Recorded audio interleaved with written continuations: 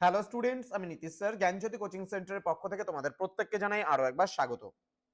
তো স্টুডেন্টস, আজকে আমি তোমাদের সঙ্গে আলোচনা করব এনইপি 4 ইয়ার আন্ডার গ্র্যাজুয়েট প্রোগ্রামের অধীনস্থ যে সমস্ত ছাত্রছাত্রীরা যারা নর্থ বেঙ্গল ইউনিভার্সিটি আন্ডারে বিভিন্ন কলেজগুলোতে পড়াশোনা করছো ফার্স্ট সেমিস্টারে, এবং যারা মাইনর হিসেবে বা ডিএসসি হিসেবে ফার্স্ট সেমিস্টারে রেখেছো সোশ্যোলজি, তাদের জন্য আজকে লাস্ট মিনিট সাজেশন 2025-এর যারা ব্যাচ রয়েছে কিন্তু 2026-এ তোমরা পরীক্ষা দিচ্ছ, তাদের জন্য কিন্তু আজকের এই ক্লাস ভীষণ ভীষণ গুরুত্বপূর্ণ। তার কারণ আজকে মোস্ট ইম্পর্টেন্ট একেবারে 100% কমন প্রশ্নগুলো নিয়ে কিন্তু আলোচনা করব। যারা এখনো পর্যন্ত আমাদের চ্যানেলটিকে সাবস্ক্রাইব করোনি তারা অবশ্যই চ্যানেলটিকে সাবস্ক্রাইব করে পাশে থাকা বেল আইকন অল প্রেস করে দাও, যাতে নেক্সট টাইম থেকে কোনো ভিডিও আপলোড করলে তার নোটিফিকেশন তুমি সবার আগে পেতে পারো। এছাড়া যারা ভাবছো যে অনলাইনে আমাদের ক্লাস জয়েন করবে, তারা অবশ্যই যোগাযোগ করবে আমাদের অফিসিয়াল নাম্বার 7076398606 নাম্বারে, অথবা 6295916282 নাম্বারে। আমাদের প্লে স্টোরে অ্যাপ পেয়ে যাবে পিস্টিকল এডুকেশন বলে, প্লে স্টোরে অ্যাপ রয়েছে PISTICALL পিস্টিকল এডুকেশন EDUCATION। এই অ্যাপে কিন্তু তোমরা সমস্ত কিছু পেয়ে যাবে। ওকে, সমস্ত কিছু পেয়ে যাবে।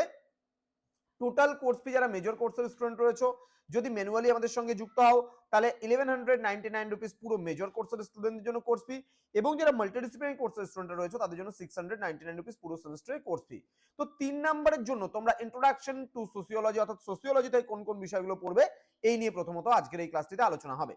প্রথম প্রশ্ন, প্রথম প্রশ্ন যেটা রয়েছে, বিশ্লেষণাত্মক মতবাদ বা বিশেষীকৃত মতবাদ বা প্রথাগত মতবাদ। হ্যাঁ, 2 নম্বর প্রশ্ন, সংশ্লেষণাত্মক বা সমন্বয় মতবাদ। এই দুটো প্রশ্নের মধ্যে প্রথম অধ্যায় থেকে একটা প্রশ্ন আসার কিন্তু সম্ভাবনা রয়েছে, ভীষণ গুরুত্বপূর্ণ প্রশ্ন। ওকে, চলে আসবো আমরা। নেক্সট রয়েছে নৃতত্ত্ব ও সমাজতত্ত্বের মধ্যে পার্থক্য কি, সম্পর্ক কি, এটা খুব ভালো করে পড়বে। সম্পর্কও আসতে পারে, পার্থক্যও আসতে পারে, ঠিক আছে। নেক্সট, সমাজতত্ত্ব ও রাষ্ট্রবিজ্ঞানের মধ্যে 3টি পার্থক্য, সমাজতত্ত্ব ইতিহাসের মধ্যে 3টি পার্থক্য।